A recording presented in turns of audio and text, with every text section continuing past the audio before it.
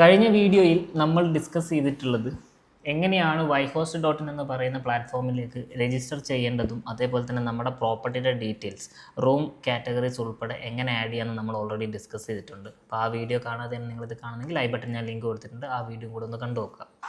ഇന്ന് നമ്മൾ പറയാൻ പോകുന്നത് രജിസ്റ്റർ ചെയ്ത ശേഷം അടുത്ത സ്റ്റെപ്പ് എന്ന് പറയുന്നത് നമുക്ക് YHost.inൽ എങ്ങനെയാണ് പ്ലാനുകൾ സബ്സ്ക്രിപ്ഷൻ പ്ലാനുകൾ നമ്മൾ എനേബിൾ ചെയ്യേണ്ടത് എന്നതിനെക്കുറിച്ചാണ്. അതിൽ നിങ്ങളുടെ പ്രോപ്പർട്ടിയുടെ ഡീറ്റെയിൽസ് അതിൽ നിങ്ങളുടെ പ്രോപ്പർട്ടി ഏത് കാറ്റഗറി ആണോ അതിനെ ഡിപ്പെൻഡ് ചെയ്തിട്ട് നിങ്ങൾക്ക് ഇതിൽ സബ്സ്ക്രിപ്ഷൻ പ്ലാൻ എനേബിൾ ചെയ്യാം. അതെങ്ങനെയെന്നാണ് നമ്മൾ പറയാൻ പോകുന്നത്. അതിന് വേണ്ടിയിട്ട് നമ്മളിതിൽ ലോഗിൻ ചെയ്യാം.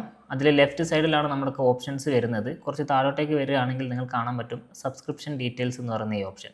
അപ്പോൾ അതിൽ ക്ലിക്ക് ചെയ്ത് കഴിഞ്ഞാൽ നിങ്ങൾ ഓൾറെഡി നിലവിലൊന്നും ചെയ്യാത്തത് കൊണ്ട് ഇവിടെ ഓപ്ഷൻസ് വരും. ഞാനിപ്പോൾ ഓൾറെഡി ഇതിൽ പ്ലാൻ സെലക്ട് ചെയ്തത് കൊണ്ടാണ് ഈ ഓപ്ഷൻസ് ഒക്കെ ഇവിടെ വന്നിട്ടുള്ളത്. ഞാൻ പ്രീമിയം ആയിട്ടുള്ള ഒരു ഓപ്ഷനാണ് സെലക്ട് ചെയ്തിട്ടുള്ളത്.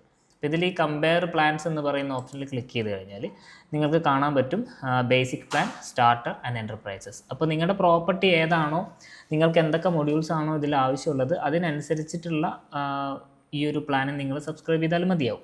ഇനി ഈ ഒരു 3 പ്ലാനുകളും തമ്മിലുള്ള ഡിഫറൻസ് എന്തൊക്കെയാണ് എന്നുള്ളതിനെക്കുറിച്ചുള്ള ഒരു കമ്പാരിസൺ താഴെ കൊടുത്തിട്ടുണ്ട്. അതും കൂടെ ഒന്ന് ചെക്ക് ചെയ്ത് നോക്കുക. എന്നിട്ട് നിങ്ങൾക്ക് സൂട്ടബിൾ ആയിട്ടുള്ളത് നിങ്ങൾക്ക് സെലക്ട് ചെയ്യാം.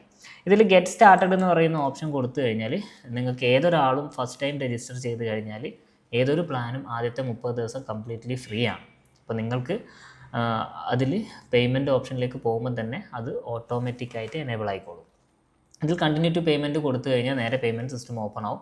അതിൽ നിങ്ങളുടെ കാർഡ് ഉണ്ടെങ്കിൽ കാർഡ് ആഡ് ചെയ്ത് കൊടുക്കുക. നിങ്ങൾക്ക് എല്ലാ വർഷവും അതിൽ നിന്ന് എമൗണ്ട് ഓട്ടോമാറ്റിക്കായിട്ട് അതിൽ നിന്ന് കട്ടാകുന്നതായിരിക്കും. ഓക്കെ,